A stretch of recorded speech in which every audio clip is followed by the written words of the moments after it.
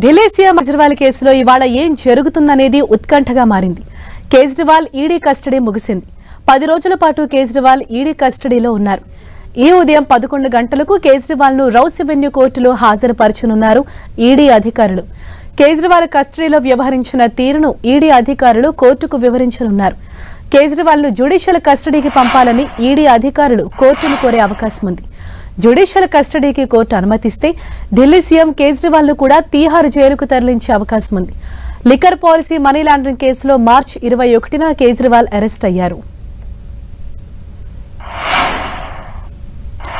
Delhi liquor policy రూపకల్పన, 100 కోట్ల ముడుపులు, గోవా ఎన్నికల్లో హవాలా డబ్బు ఖర్చు చేయడం లాంటి అంశాలపై ఈడీ అధికారులు కస్టడీలో ఆరా తీశారు. లిక్కర్ వ్యాపారంలో సౌత్ గ్రూప్ పాత్ర, విజయ్ నాయర్ సహా నిందితులతో ఉన్న సంబంధాలు, శరత్ చంద్రారెడ్డి, మాగుంట రాఘవ, మాగుంట శ్రీనివాసులు రెడ్డి సహా కవిత కోసం పనిచేసిన వ్యక్తులు, ఇతర నిందితులు ఇచ్చిన వాంగ్మూలాల ఆధారంగా కేజ్రీవాల్ ను ఈడీ అధికారులు ప్రశ్నించారు.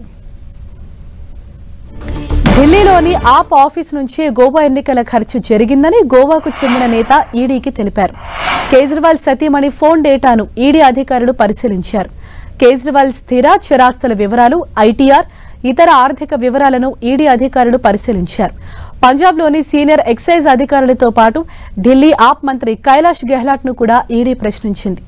కేజ్రీవాల్ ను మరోసారి ఈడీ కస్టడీకి అనుమతిస్తారా, జ్యుడిషియల్ రిమాండ్ విధిస్తారా, లేక కేజ్రీవాల్ కు బెయిల్ లభిస్తుందా అన్నది తేలాల్సి ఉంది.